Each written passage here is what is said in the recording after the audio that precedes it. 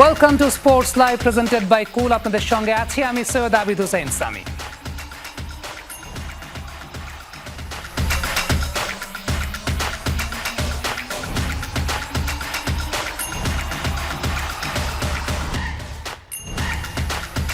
আজকে স্পোর্টস লাইভের শুরুটা একটা বন্ধুত্বের গল্প দিয়ে করতে চাই। দেশের ক্রিকেট পাড়ায় একটা ধারণা প্রচলিত আছে, নাজমুল হোসেন শান্ত এবং মেহেদী হাসান মিরাজ, একদম সহজ বাংলায় বললে দুজনের মধ্যে নাকি খানিকটা বাঝাবাজি আছে। কিন্তু সত্যি কথা বলতে একেবারে বয়সভিত্তিক ক্রিকেটে মেহেদী হাসান মিরাজের নেতৃত্বে খেলেছেন নাজমুল হোসেন শান্ত। এখন বয়সভিত্তিক ক্রিকেটটা যদি আমরা পার করি, ঠিক এই মুহূর্তে শান্তর ওয়ানডে ক্যাপ্টেনও কিন্তু মেহেদী হাসান মিরাজ। তাই শান্তর কাছে মিরাজ এই মুহূর্তে তার ক্যাপ্টেন। মিরাজও শান্তর নেতৃত্বে খেলতে পছন্দ করেন। সেই সঙ্গে দুজনের বন্ধুত্বের গল্প তো ক্রিকেট পাড়ায় বহুল চর্চিত। দুই বন্ধুর বন্ধুত্বের গল্প আর ক্যাপ্টেন্সি ভাবনা শুনেছেন আফনান পিয়াল। সবার ভিতরে একটা ধারণা থাকে যে ওর সাথে আমার মনে হয় দূরত্ব অনেক বেশি। একটু রিভিউ নিয়ে কি প্যারা দেয় বেশি? না, এটা প্রত্যেকটা বলারই দেয় আমার মনে হয়। হয়েছে এটা তুই বলবি না? ওটাই বলতেছি, আমি শেষ করি। He is my captain. Bangladesh দলের দুই ক্যাপ্টেন, দুই বন্ধু। মিরাজের কাছে আগে যাই, আপনি তো তার ক্যাপ্টেন ছিলেন আন্ডার 19-এ ন্যাশনাল টিমে, এখন ওয়ানডে টিমের ক্যাপ্টেন, তার আন্ডারে বিশ্বকাপ খেলেছেন। শান্তর ক্যাপ্টেন্সি আপনার কাছে কেমন লাগে? শান্ত তো অনেক ভালো ক্যাপ্টেন্সি করেছে, বাংলাদেশকে অনেক ম্যাচ জিতিয়েছে। আপনি যদি দেখেন পাকিস্তানে আমরা টেস্ট জিতেছি, ওর আন্ডারে জিতেছি, সেখানে আমি ম্যান অফ দ্য সিরিজ হয়েছিলাম। আমাদের কেমিস্ট্রিটা ছোটোবেলা থেকেই, সো দুজনের ভিতরে অনেক আন্ডারস্ট্যান্ডিংটা অনেক ভালো। শান্ত মিরাজ কেমিস্ট্রির কথা বললেন, আপনি তার আন্ডারে আন্ডার 19 থেকে খেলেছেন, আবার এখন ওয়ানডে টিমেও খেলেছেন। মিরাজের ক্যাপ্টেন্সি কেমন? আমি অলওয়েজ একটা কথা বলি, মানে সে আমার ক্যাপ্টেন। আমার এজ লেভেলে আন্ডার 15 থেকে যদি শুরু করেন তাহলে সব জায়গায়ও ক্যাপ্টেন্সি করেছে এবং আমি স্টিল বিলিভ করি যে হি ইজ মাই ক্যাপ্টেন। চিন্তাভাবনাটা খুবই একই রকম মিলে যায়। অনেক সময় ওয়ানডে টিম নিয়ে যদি তার কথা বলার প্রয়োজন হয় বা আমার টেস্ট টিম নিয়ে যদি কথা বলার প্রয়োজন হয়, দেখা যায় যে মিলে যায় সব কিছু। সো খুবই ভালো আন্ডারস্ট্যান্ডিং এবং আমরা দুজনই খুব এনজয় করি। একটু রিভিউ নিয়ে কি প্যারা দেয় বেশি? না, এটা প্রত্যেকটা বলারই দেয় আমার মনে হয়। হয়েছে এটা তুই বলবি না? ওটাই বলতেছি, আমি শেষ করি। প্রত্যেকটা বোলারই কিন্তু এই জায়গায় একটু এক্সাইটেড থাকে, এটা দোষের কিছু না, শুধু ও দেখে তা না, যদিও এটা আমাদের সোশ্যাল মিডিয়া অনেক আসে, বাট রিসেন্টলি যদি আপনি দেখেন সে কিন্তু সাকসেস, বেশ কয়েকটা মানে লাস্ট সিরিজে বেশ কয়েকটা ডিসিশন নিয়েছিল এবং এই জায়গায় খুব ভালোভাবে সে ডিসিশন নিতে পেরেছে। বাট আমি এই জিনিসটা এনজয় করি মিরাজের। সোশ্যাল মিডিয়া একটা কথাও আছে যে আপনি নাকি বন্ধু কোঠায় এত বেশি রিভিউ নেন, কিছু একটা হলেই চলে যান যে দোষ এইটা নেই এইটা নেই। আচ্ছা, একটা জিনিস আমি বলি যে রিভিউ নেওয়ার জন্য ম্যানেজ তো করতে হয় ক্যাপ্টেনকে। তা আমি যদি ওকে বলি, ও আমার উপর সেই ট্রাস্টটা আছে, সেটা রং হতে পারে, সেটা রাইট হতে পারে, বাট ওই ট্রাস্টটা আমাকে করে, এর জন্য কিন্তু রিভিউটা নেয়। আর আপনি যদি বলেন যে হ্যাঁ, ফার্স্টের দিকে আমি রিভিউ হয়তো 10টার ভিতরে আমি 6টা ফেলিয়ার হয়েছে, 4টা কিন্তু সাকসেস হয়েছে। এবং এবার যদি আপনি দেখেন, এবার কিন্তু ম্যাক্সিমামই সাকসেস হয়েছে। সো আপনি তাহলে কেন বলবেন এবার আমি ভালো করছি? সো খারাপটাকে খালি সামনে আনবেন, ভালোটাকেও সামনে আনবেন। বন্ধু হিসেবে শান্ত কেমন? খুবই ভালো, এবং সবার ভিতরে একটা ধারণা থাকে যে ওর সাথে আমার মনে হয় দূরত্ব অনেক বেশি। সো এই জিনিসটা যারাই এটা বলে এবং যারা এই জিনিসটা করে, এই জিনিসটা খুবই বাজে কাজ করে। বন্ধু হিসেবে মিরাজ কেমন? খুবই ভালো, আমার মনে হয় খুবই হেল্পফুল এবং সব থেকে ইম্পর্টেন্ট যে জিনিসটা, যেহেতু আমরা একই টিমে খেলি, টিমকে হেল্প করার জন্য যে যে জিনিসগুলো করা দরকার কোনো ডাউট ছাড়া, কোনো চিন্তা ছাড়া ওটা টিমের জন্য করার চেষ্টা করে। সো অ্যাজ এ ক্যাপ্টেন হিসেবে এটা আমার জন্য অনেক শক্তির একটা জায়গা এবং আমি মনে করি যে এরকমই প্রত্যেকটা ক্রিকেটারের হওয়া উচিত।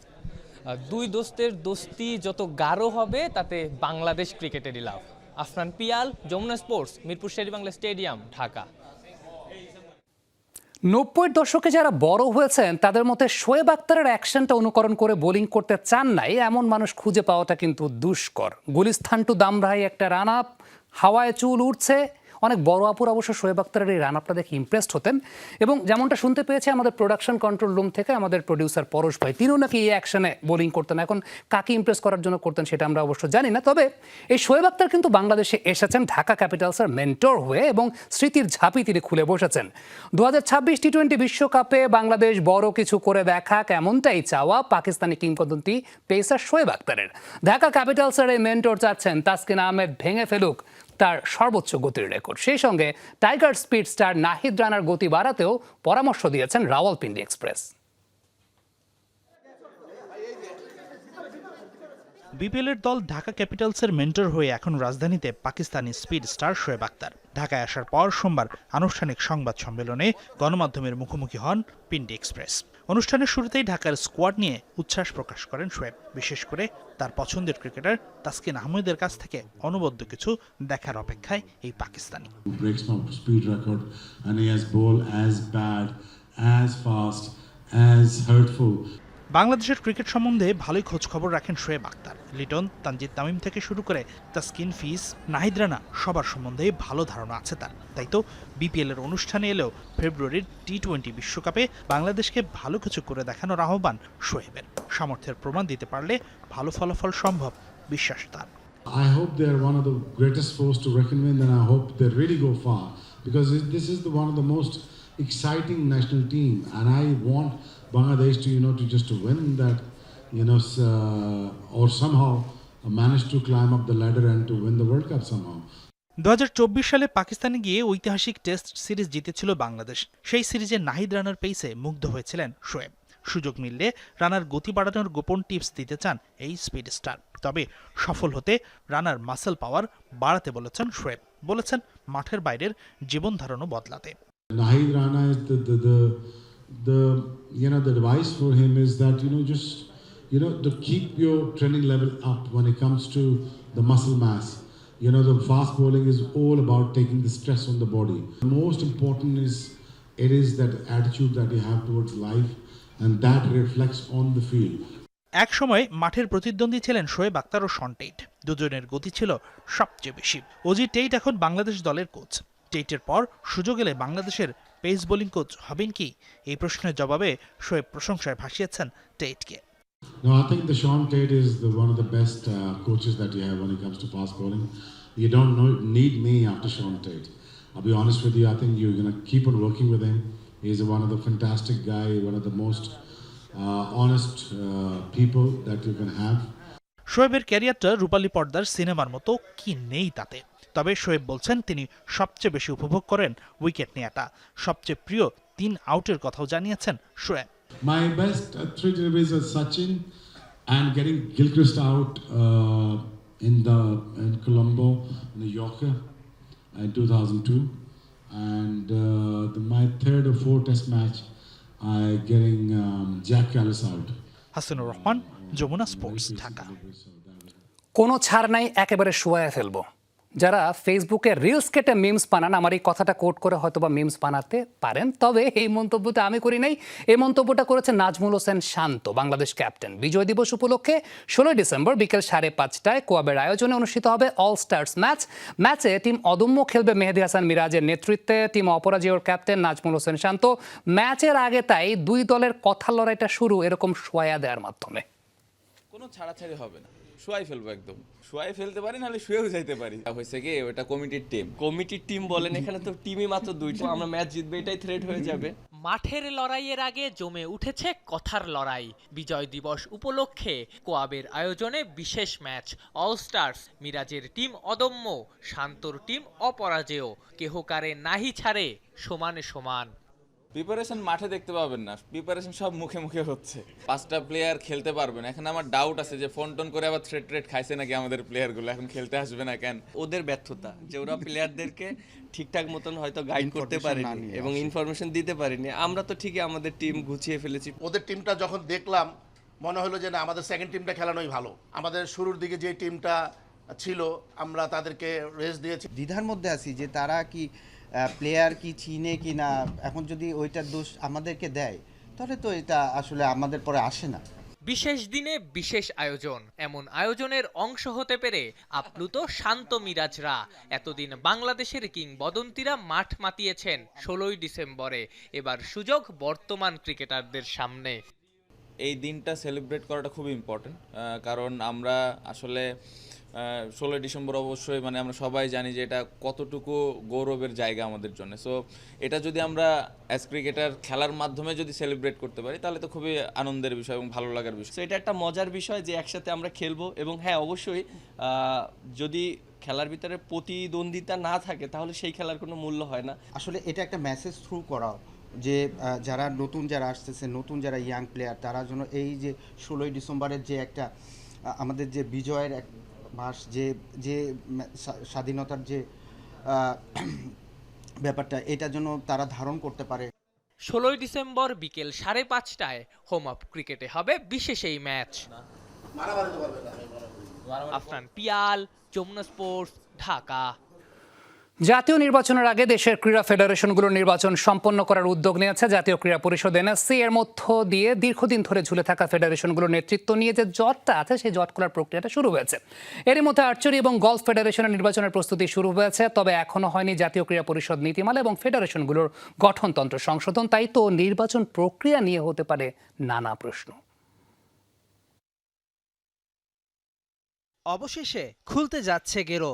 জাতীয় নির্বাচনের আগেই ফেডারেশনগুলোর নির্বাচনের চ্যালেঞ্জ নিতে যাচ্ছে জাতীয় ক্রীড়া পরিষদ। আমরা বিভিন্ন ফেডারেশনে চিঠি দিয়েছি নির্বাচনী প্রস্তুতির জন্য, তো তারা প্রিপারেশন নিচ্ছে। আমাদেরকে বিভিন্ন ফেডারেশন ইতিমধ্যে নির্বাচন কমিশন দেওয়ার জন্য বলেছেন, তা আমরা সেই অনুসারে আমরা নির্বাচন কমিশনও দিয়েছি, কিছু ইলেকশন চলবে, কিছু হবে, কিছু আমরা চিঠি পাচ্ছি। আশা করি যে ইনশাল্লাহ আমাদের একটা টার্গেট আছে যে আগামী 3 মাসের মধ্যে আমরা প্রত্যেকটা ফেডারেশনের ইলেকশন করে ফেলব। নির্বাচন সামনে এলেও এনএসসির নীতিমালা এবং ফেডারেশনগুলোর গঠনতন্ত্রে গুরুত্বপূর্ণ সংশোধনীগুলো এখনো চূড়ান্ত হয়নি। বিশেষ করে নীতিমালায় একই পদে 2 মেয়াদের বেশি না থাকার যে সংশোধনী আনার কথা ছিল সেটি এখনো যোগ করা হয়নি। কম সংখ্যক ভোটার ও পুরনো আইনি নির্বাচন হলে ফেডারেশনগুলোর পরিচালনায় স্বচ্ছতা বজায় রাখা কঠিন হবে। নির্বাচনের ক্ষেত্রে আমরা আমাদের যে গঠনতন্ত্র আছে সেই গঠনতন্ত্র মোতাবেকই আমরা করব। আমরা এর বাইরে যাওয়ার সুযোগও নয়, এর বাইরে আমরা করবও না, এবং আশা করি যে ফেয়ার ইলেকশনই হবে সবগুলি।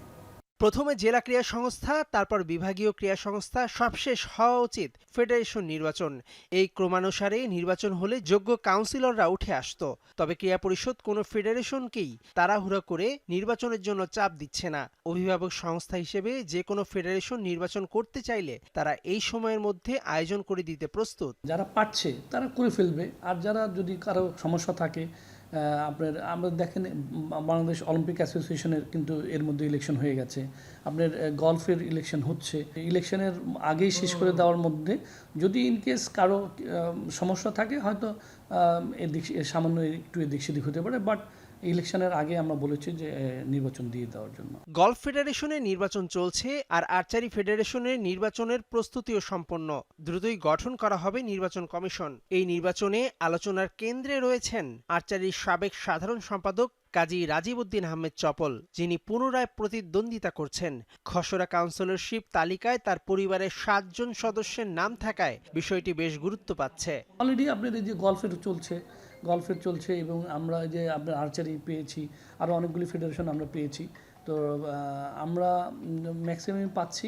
এবং আমরা যদি ইনকেস ধরেন কোনো ফেডারেশনের না পাই, আমরা নিজেরা উদ্যোগ হয়ে তাদেরকে আমরা বলে দেব যে এত তারিখের মধ্যে ইলেকশন করার জন্য। সংগঠকদের মতে সব নীতিমালা ও গঠনতন্ত্রের সংশোধনী না এনে নির্বাচন করলে যোগ্য ও নতুন সংগঠকরা কাজ করার সুযোগ থেকে বঞ্চিত হতে পারেন। অন্যদিকে দীর্ঘ সময় নির্বাচন না হওয়ায় অনেক ফেডারেশনের কার্যক্রম স্থবির হয়ে আছে। তাই দ্রুত ও স্বচ্ছ নির্বাচনের মাধ্যমেই ক্রীড়াঙ্গনের গতি ফেরানো জরুরি। আর্মিদেরকে আমরা চিঠি দিয়েছি। মেহেদি নাইম, যমুনা স্পোর্টস, ঢাকা। প্রথম বিভাগ ক্রিকেট লিগের প্রথম রাউন্ডে অংশ না নেয়ায় 8 ক্লাব অবনমিত হয়েছে। সিসিডিএমের সংশোধিত গঠনতন্ত্র বলছে সেই কথাটাই। তবে লিগ বর্জন করা 45 ক্লাবের প্রতিনিধিরা বলছেন গঠনতন্ত্র পরিবর্তনের কোনো ক্ষমতাই নেই সিসিডিএমের। বিসিবি নির্বাচন থেকে সরে দাঁড়ানো এই সংগঠকরা বলছেন নতুন ক্রীড়া উপদেষ্টার সঙ্গে দেখা করে নতুন করে নির্বাচন দেওয়ার দাবি জানাবেন তারা। অনেক নাটকীয়তার পর শুরু হয়েছে ঢাকা প্রথম বিভাগ লিগ। 20 দল নিয়ে টুর্নামেন্ট আয়োজনের কথা থাকলেও পূর্ব ঘোষণা অনুযায়ী খেলছে না 8 দল। 45 ক্লাব পিসিবি টুর্নামেন্ট বর্জন করার ঘোষণা দেবার পর গত 3 নভেম্বর নতুন বাইলজের নিয়মের কথা মিডিয়া রিলিজ দিয়ে জানায় সিসিডিএম, যেখানে বলা হয় কোনো দল টুর্নামেন্টে অংশ না নিলে তারা অবনমিত হবে। সেই হিসেবে লিগের প্রথম দিনই দ্বিতীয় বিভাগে নেমে গেছে টুর্নামেন্ট বর্জন করা 8 ক্লাব। কিন্তু লিগ বর্জনকারী ক্লাবগুলো বলছে গঠনতন্ত্র পরিবর্তনের কোনো ক্ষমতাই নেই সিসিডিএমের। সিসিডিএমের এখতিয়ার শুধু আছে খেলা পরিচালনা করবে এবং খেলার ব্যবস্থা করবে। এইটা হচ্ছে সিসিডিএমের এখতিয়ারের বলে, যেটা আমাদের গঠনতন্ত্রে বলে। গঠনতন্ত্রে এই ধরনের বাইরে যে সিসিডিএম কোনোভাবেই এই ইয়েদের হঠাৎ করে বাইলস পরিবর্তনের এখতিয়ার রাখতে পারে না। যদি তার বাইলস পরিবর্তন করতে হয় অবশ্যই ৭৬টা ক্লাবকে ডাকতে হবে, ৭৬টা ক্লাবের অনুমতি নিতে হবে। ঢাকা প্রথম বিভাগে খেলতে না পারা ক্রিকেটাররা পড়েছে চরম বিপাকে। ক্লাব আর বিসিবির টানাপোড়েনে বড় ভুক্তভোগী ক্রিকেটাররা মানছে লিগ বর্জনকারী ক্লাবগুলো। তাই তো ক্রিকেটারদের উপার্জনের কথা ভেবে ভিন্ন কিছু করতে চায় ক্লাবগুলো। মোহামেডান ক্লাব পরিচালক মাসুদুজ্জামান বলছে, লিগ বর্জন করা ক্লাবগুলোকে নিয়ে ভিন্ন টুর্নামেন্ট আয়োজনের চিন্তা করছেন তারা। দু একবার বসেছি যে এটার বাইরে আমরা অন্য কোনো উপায়ে খেলোয়াড়দেরকে মাঠে রাখতে পারি কিনা। বিসিবি আমাদের কোনো মাঠ দিবে না, এটা আমরা জানি, ওরা আমাদের সহযোগিতা করবে না, সেই ক্ষেত্রে আমাদেরকে মাঠগুলি ভাড়া নিয়ে করতে হবে। বিসিবি নির্বাচনে বড় ভূমিকা রেখেছিলেন তৎকালীন যুব ও ক্রীড়া উপদেষ্টা আসিফ মাহমুদ সজীব ভুঁইয়া। আসিফ মাহমুদ পদত্যাগ করার পর নতুন আশা দেখছেন নির্বাচন বর্জন করা পক্ষটি। নতুন ক্রীড়া উপদেষ্টার সাথে দেখা করে বোর্ড ভেঙে দেওয়ার আহ্বান জানানোর কথা বলছেন রফিকুল ইসলাম বাবু। আমরা এখন নতুন উপদেষ্টা আসছে, নিশ্চয়ই তাকেও আমরা জানাবো ইনশাল্লাহ যে তারা কি অনিয়ম করেছে, কি দুর্নীতি করেছে। দুর্নীতি মানে নির্বাচনের ক্ষেত্রে যে দুর্নীতির প্রশ্রয় নিয়েছে সেটা আমরা তুলে ধরবো এবং অবশ্যই আমরা এই নতুন উপদেষ্টার সাথে আমরা দেখা করবো এবং এই বিষয়ে আমরা অবশ্যই জানতে চাইবো যে অচিরে এই নির্বাচন করবে কি করবে না এই বোর্ড ভেঙে। এদিকে প্রথম বিভাগ লিগের অধিনায়কদের ফটোশুটে সিসিডিএম চেয়ারম্যান বলেছিলেন লিগ বর্জন করার কথা তাদের জানায়নি ক্লাবগুলো। কিন্তু আদনান রহমান দীপনের এই অভিযোগকে মিথ্যা বলছে লিগ বর্জনকারীরা। হাসিনুর রহমান, যমুনা স্পোর্টস, ঢাকা। অস্ট্রেলিয়ার বন্দাই সৈকতে হামলার সময় পাশের এক রেস্টুরেন্টে পরিবার নিয়েছিলেন ইংল্যান্ডের জনপ্রিয় ধারাভাষ্যকার মাইকেল ভন। সন্ত্রাসীদের গুলির আওয়াজ শোনার অভিজ্ঞতাকে ভয়াবহ বলে উল্লেখ করেছেন তিনি। এদিকে হামলাকারীর কাছ থেকে বন্দুক ছিনিয়ে নেয় সেই পথচারীকে ধন্যবাদ জানিয়ে সাহসী নায়ক বলে সম্বোধন করেছেন সাবেক ইংলিশ ক্রিকেটার। অস্ট্রেলিয়ার বন্ডাই সৈকতের বন্দুক হামলায় এখন পর্যন্ত নিহত হয়েছেন 15 জন আর আহত 27 জন। এই সংখ্যাটা আরও বাড়তে পারত, কিন্তু সেটি হতে দেননি এক বীর পথচারী আহমেদ আল আহমেদ। মুহূর্তেই ভাইরাল হয় সেই ভিডিও। এমন ঘটনায় উদ্বিগ্ন গোটা বিশ্ব। সিডনিতে এ হামলার সময় কয়েকশো গজ দূরেই এক রেস্টুরেন্টে ছিলেন ইংল্যান্ডের সাবেক ক্রিকেটার ও বর্তমান ধারাভাষ্যকার মাইকেল ভন। সঙ্গে ছিল তার পরিবারও। সেই মুহূর্তে ভয় আর আতঙ্কের মাঝে থাকা ভন জানিয়েছেন নিজের কানে সন্ত্রাসীদের গুলির আওয়াজ শোনার কথা। অধিকাংশ মানুষের মতো আমিও ঘরে বসে লন্ডন বা ম্যানচেস্টারের মতো কাছাকাছি জায়গায় ঘটে যাওয়া সন্ত্রাসী হামলার খবর দেখেছি। সেগুলো খুব কাছের বলে মনে হয়, আরও ভয়ও লাগে। কিন্তু এতটা কাছাকাছি থাকা যা কিনা নিজের কানে গুলির শব্দ শোনা যায়, তা সত্যি আতঙ্কজনক। সৈকতের দিক থেকে সাইরেনের শব্দ শুনে প্রথমে তার মনে হয়েছিল হয়তো হাঙরের আক্রমণ বা কোনো মারামারি হচ্ছে। পরে এক নিরাপত্তারক্ষী তাকে ভেতরে ঢুকে যেতে বলেন আর বন্ধ করে দেয়া হয় রেস্টুরেন্টের দরজা।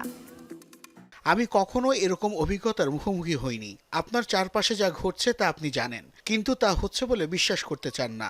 লোকজন তখন খাবার খাচ্ছিল, কিন্তু পরিবেশটি ছিল অত্যন্ত মর্মান্তিক ও ভীতিকর। এক সাক্ষাৎকারে এসব ঘটনার বর্ণনা দিতে গিয়ে এর পেছনের মানুষদের ভয়ঙ্কর ও দুষ্কৃতিকারী আখ্যা দেন ভন। সেই সাথে হামলাকারীদের কাছ থেকে অস্ত্র ছিনিয়ে নেয়া আহমেদকে ধন্যবাদ দেওয়ার পাশাপাশি সাহসী নায়ক বলেও সম্বোধন করেন তিনি। সানজানা আইভি, যমুনা স্পোর্টস। এই ছিল আজকের স্পোর্টস লাইভ। এতক্ষণ আমাদের সঙ্গে থাকার জন্য সবাইকে ধন্যবাদ।